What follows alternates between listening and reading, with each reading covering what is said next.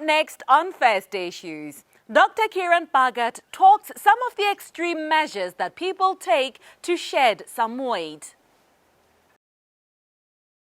With summer approaching, most corporates are working tirelessly on their bodies to lose the winter weight so that they can fit into their corporate gear.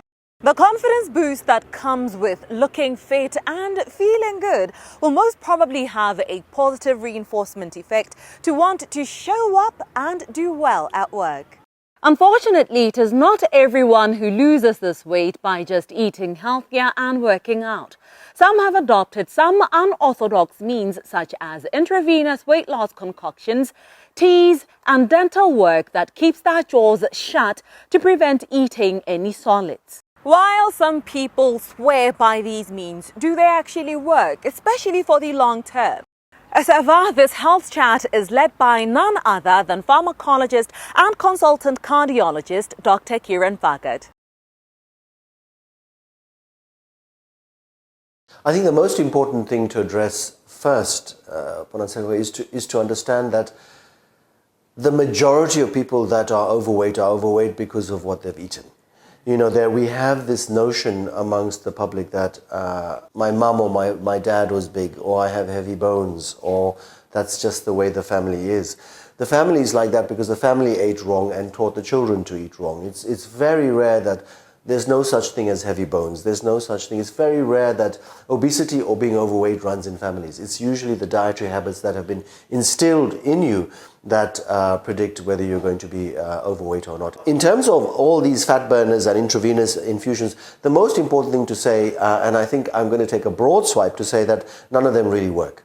There's a lot of snake oil and quackery going on, and unfortunately it has reached our shores, and there are a lot of people opening up backyards to give intravenous infusions, give very suspicious injections and concoctions to say that these are fat burners or they will melt away your fat. And it's very appealing and compelling, particularly to the female gender in terms of maintaining their shape. So I think the most important thing to say with these is if you are thinking of having an intravenous infusion or getting a pill that's called a fat burner or getting an injection, are they a specialist in that particular field? The third is the thing that they are proposing that will make them lose weight. Is it identifiable as a medicine that is registered with our regulatory authority? And the fourth is the environment in which that is being administered. Is it safe? Who is preparing the mixture? Who is administering the mixture?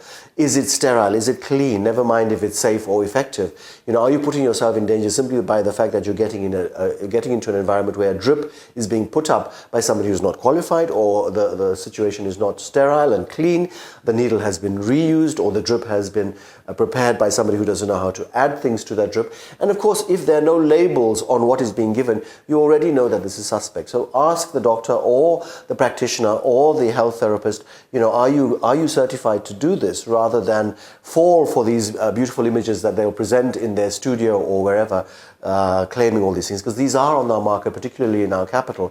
And I am aware of some of my patients who have tried this with adverse effects because of the interaction with pre-existing medication, because of contamination within a drip, or because of the side effects of whatever is being administered. So that's the most important thing about intravenous infusions. It's always very dangerous if you don't know what you're getting, where you're getting it from, and who's giving it to you. Let us now speak specifically to another form of, weight loss measure that some people are now becoming aware of and are actually actively using, which is intravenously or through an injection.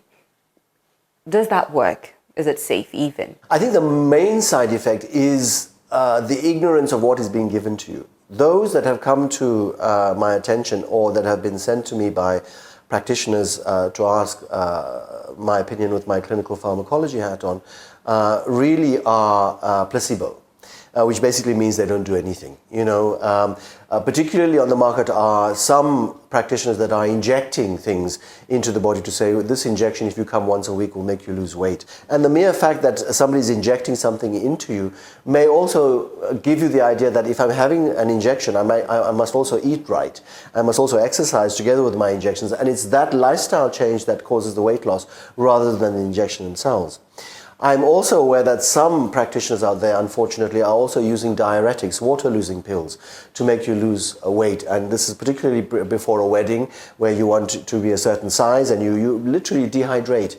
And that weight loss is not really weight loss, it's fluid loss. And you know, the corset or the dress may fit better, but it comes at a huge loss in fluids and electrolytes, and you can get a drop in potassium and magnesium. And this has happened unfortunately in our city more recently. There has, in the last couple of years, been pills that have been brought in that are Chinese in origin that actually contain the eggs of a particular tapeworm. It's a common practice in some parts of Southeast Asia where taking this worm actually causes the worm to eat the food that you're eating and causes weight loss. And we have seen some people come in with worm infestation as a result of continuing to using these things. So be careful with products that are not regulated, that you don't understand the language because it's in a foreign language, that the doctor is giving you without actually any label on the bottle or the injection. Particularly if it's an injection. I must say here that there is a new type of therapy called cryotherapy. Cryotherapy is where, and has not yet come to Botswana, but is, I'm sure, going to be here shortly, where literally what they do is they inject a chemical, particularly nitrogen, which freezes the fat.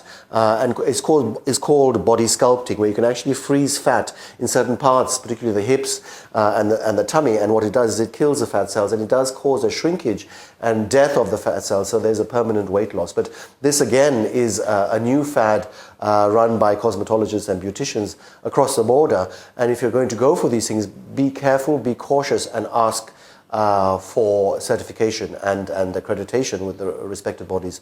You know, there are some people who can't lose weight by just simply, you know, going on a diet and exercising for a plethora of reasons. So are there any medical interventions that they can seek from their doctors or with their doctors? There is a whole new group of treatments available that are called bariatric surgery. Bariatric surgery is basically what you do is, in very simple terms, you reduce the size of the stomach. Now, this is done by specialists in a hospital. It is available in Botswana under regulatory authority and specialist supervision. Some people travel across the border to do it.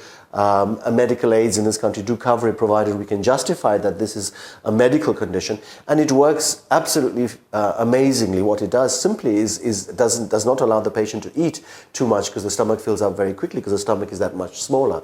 And it results in a rapid weight loss, very quick, almost a disappearance in cholesterol and diabetes and blood pressure, because the weight loss is so dramatic. And increasingly we are resorting to those situations where we find that it becomes a medical issue in terms of their obesity. So this is really the only cornerstone that we'd advocate in terms of weight loss. Other than that, time and time again, we've talked about this on our issues, that it really is a matter of habits, caloric restriction, intermittent fasting, cutting out processed carbohydrates and sugars, exercise, and avoiding snacking. These are the things that are really important on a regular basis. And we always keep saying consistency is the currency.